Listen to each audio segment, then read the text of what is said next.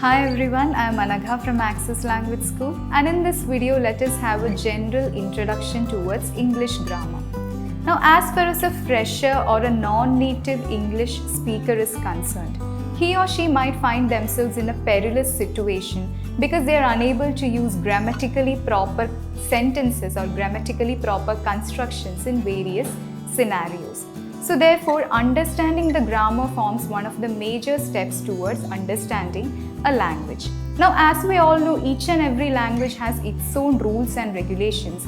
In the similar way, English grammar also has its own rules and principles with regard to the formation of words, that is what we mean by morphology, and the formation of sentences, that is what we mean by syntax. And also, if we try to speak in linguistic terms, the English grammar, which is otherwise known as descriptive grammar, is much different from when compared to English usages, which is considered to be prescriptive grammar. Therefore, whenever a person tries to speak in English language, he or she should be aware about the components which are present in the sentences which they use.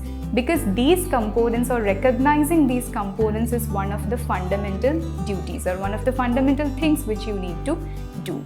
So in the upcoming sessions, we will be discussing about each and every components in detail. Now, what are components we would be discussing about?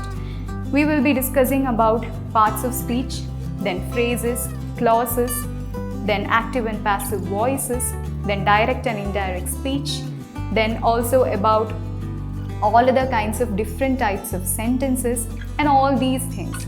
Now, you might be perplexed hearing to this long list itself, but do not worry. Just sit back and relax and try to comprehend the things which are going to be explained in the upcoming sessions. Thank you.